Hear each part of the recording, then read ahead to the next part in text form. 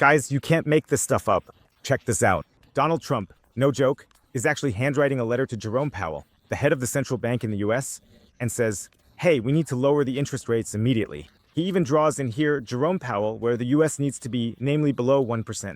Wow, this emergency letter really packs a punch. This is a real emergency letter. This isn't a normal letter.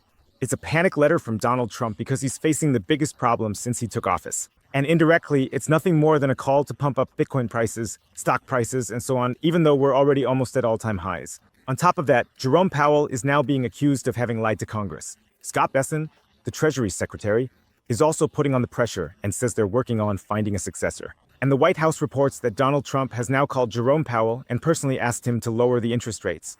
That means he writes him a letter, calls him on the phone, berates him publicly, insults him. He's basically doing everything he can here to get the interest rates down. He wants to pump up the markets. Of course, Bitcoin would benefit massively from this. But we also have other exciting stories, like savings banks now accepting Bitcoin and much more. Guys, we're living in historic times. We could be witnessing the overthrow of a monetary system here, and Bitcoin is in exactly the right place at the right time. That's why we're smashing the like button down below. For Bitcoin, for more freedom, for peace, for a world that might be more harmonious, hopefully with Bitcoin. But before we reach harmony, there could still be a lot of upheaval ahead. If you haven't subscribed yet, we're hitting the subscribe button down below. We're not going to beat around the bush. This is the hot off the press document right here.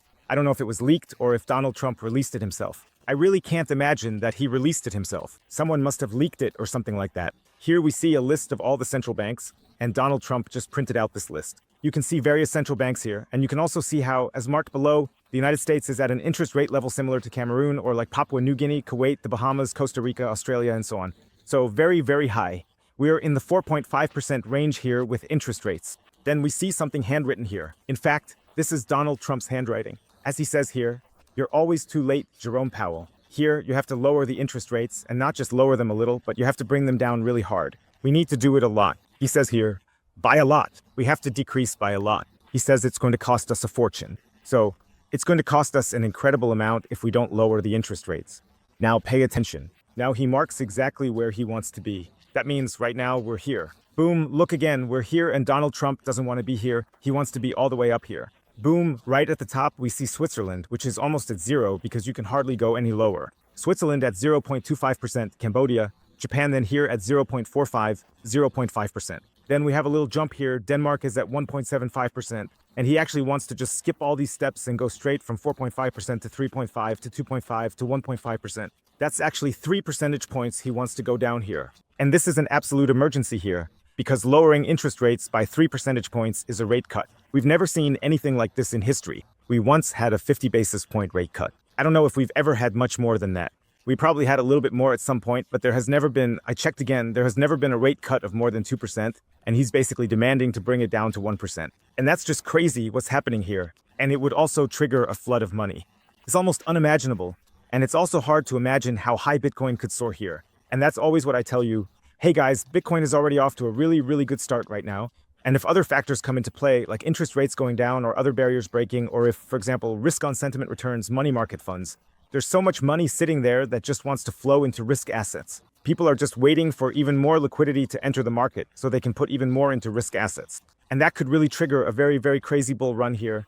Where Bitcoin will end up peaking, I have no idea. But we've seen over the past months that Donald Trump has been ramping up the pressure, and now it's going even further. We're basically just at the beginning here. Now we see Finance Minister Scott Bessent saying that they're currently working on selecting a successor for Jerome Powell in the coming weeks. And there have already been various candidates who were potentially interested or are interesting for this position. There are always candidates who have a very, very loose monetary policy, so they will definitely lower interest rates. So there have already been several people who have spoken out in favor of interest rate cuts. But Jerome Powell always stands his ground here. And now it is indeed moving onward to the very next round of developments.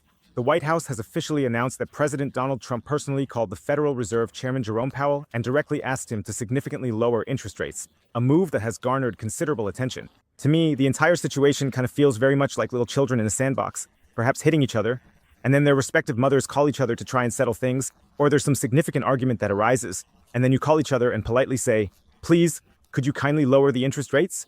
And then you proceed to write some formal letters back and forth, and then inevitably someone gets offended once again and goes off to tattle saying, he's so incredibly bad, he's so utterly dumb, what an absolute idiot. That's kind of how it seems to me, like some kind of kindergarten war or something. Except that this isn't happening in a kindergarten, but on TV, on Twitter, on social media, with millions, even billions of people watching, and the biggest economies in the world depending on these decisions. Entire capital markets hinge on these decisions, and it really is a very, very wild time. And honestly, it's just awesome to be able to watch these wild times unfold and to have Bitcoin in the mix, knowing that, okay, you've got something here that doesn't care at all about how these people are butting heads. Bitcoin is very, very likely to benefit from this, no matter whether interest rates go up or down or whatever happens. In the long run, Bitcoin benefits from everything, but of course, in the short term, it profits the most from fresh money. So, just to make this clear for you, we now have a president who is actively demanding that interest rates be lowered to as little as 1%. Okay, we've got that.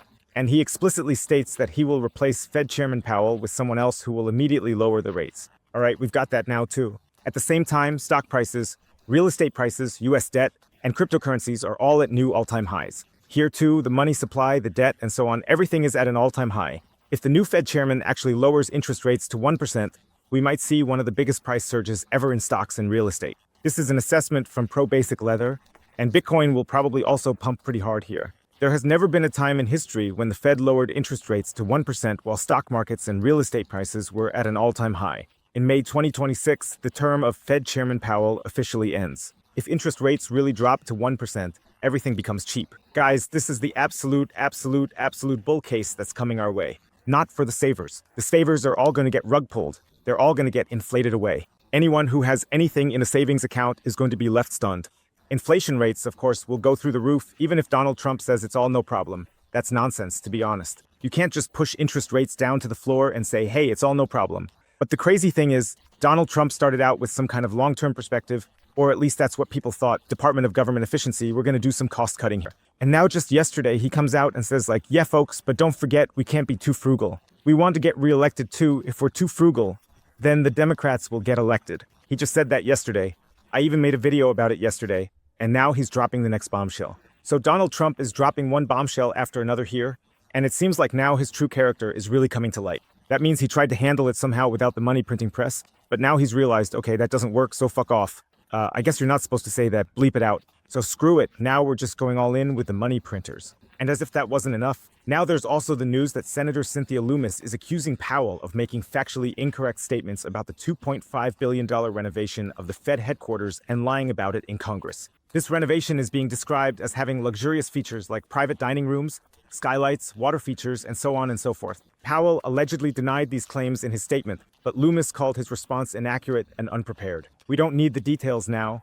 Let's not look into it any further. But it also seems as if the whole world is basically conspiring against Jerome Powell, while on the other side, Powell and the central bank front are trying to hold their ground. So the fronts are hardening, shots are being fired from all sides. And I get it. Donald Trump needs to refinance. Every percentage point in interest is such a massive lever here, it's unimaginable. There's so much money at stake, it's almost beyond comprehension. And what almost gets lost here amid all the Donald Trump stuff, that's really the thing. For example, earlier I was talking to a buddy and I told him, I was in El Salvador, and it was actually awesome because in El Salvador I was always on US time. By the way, a lot of people have written to me now like, man, go back to El Salvador, your content is so serious here now. Now I'm even wearing a t-shirt, man, with a proper haircut, not all messy and without sand on my face. I'm really sorry about that. So I'm definitely going to try to make things a bit less serious again in the future. But right now I'm here in Germany, and somehow you just automatically get a bit more serious here. I don't get it, it's kind of weird. Yeah, and there's just no sand here, that's always a bit of a problem. I can't smear sand on my face here. And to be honest, since I got back from El Salvador, the Bitcoin price hasn't really done anything. So maybe I really do need to start looking into moving back to El Salvador.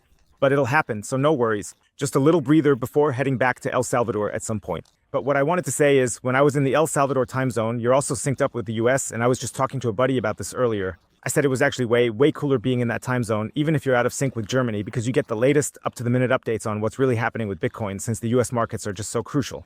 What is Donald Trump doing?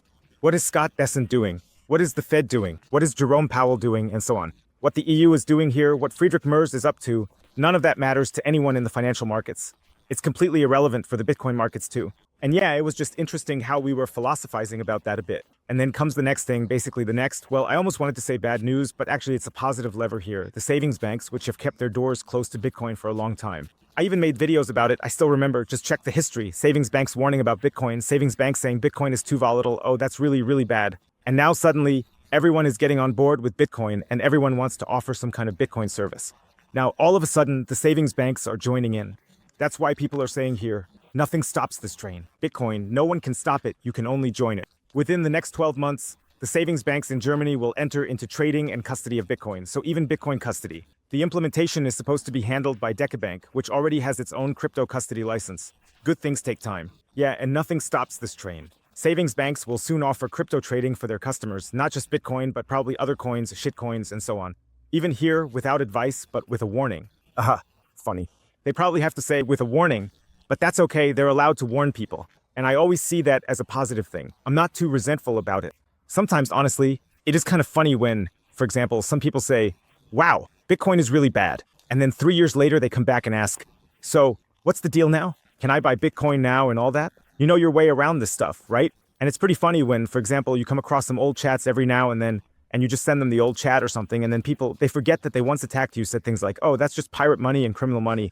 And then they just suppress it and act all friendly like nothing ever happened. And of course, you could go for confrontation, but most of the time I give in and I'm like, compassion. How do you say, I feel empathy for these people and say, okay, hey, you deserve a second chance. But sometimes it's also funny. Sometimes you can pull that move and say, you just have to consider what kind of person you're dealing with. But most of the time I have to say, I'm on the side where I say, okay, hey, my arms are open and everyone deserves a second or even a third chance. And even if you've insulted me, even if you've attacked me or laughed at me, or, well, no one has attacked me, but they've laughed at me, smirked, and of course ignored me. Just earlier, again, with the neighbor here. Then she just comes up to me, no joke, she just comes up to me, shout out to her, you know who I mean. Then she comes up to me and says like, Mark, why? She really accused me. Mark, why didn't you tell me that even more? You should have pushed me even harder, you should have told me even more. Buy Bitcoin, sell your house, sell everything and go all in on Bitcoin. She really did. Well, of course, she was kind of joking, but she really said, hey, you should have been even more intense, even more aggressive. You should have said, hey, listen up now. And I actually did tell her back then. I said, look, I even went up to her and said, here, download the app, sign up for 21 Bitcoin, register, it's super easy and so on. All right, use Bitcoin Hotel to save up to 20% on fees when buying Bitcoin. And she was already on board, had already downloaded everything. But in the end, she didn't go through with it. She said, you should have pushed me even harder. Now Bitcoin has gone up and I was actually ready to start back then at a really low price because I was already planning to buy, but I just never followed through. And you should have pushed me even more. And yeah, maybe I should have done that, but I just can't force people into their own good luck. I also can't just pull the grass out while it's growing or something to speed things up. Or how do you say it? There's that saying about the grass, and everyone knows it really badly. Write down in the comments how that saying about pulling the grass goes. Everyone gets the price they deserve. It's a hard truth, but guys, if you're here now, then that's fine too. I mean, every purchase here under $1 million is still a gift from God, or a gift from Satoshi Nakamoto, so be glad. Check out 21 Bitcoin if you want to buy Bitcoin. Use the code Bitcoin Hotel. There's a link below. Yeah, you'll even get discounts of up to 20%. Then you're good to go. Then you've got something awesome up your sleeve here. And when Bitcoin wants to take off, Jerome Powell and Donald Trump start clashing, and they set interest rates to minus 10% for all I care, and hyperinflate the whole world. Let them do it, we can just sit back and watch. Of course, I really hope that doesn't happen, because it would obviously have some bad side effects too. But yeah, let me know what you think about it in the comments below. Guys, see you next time. Peace out.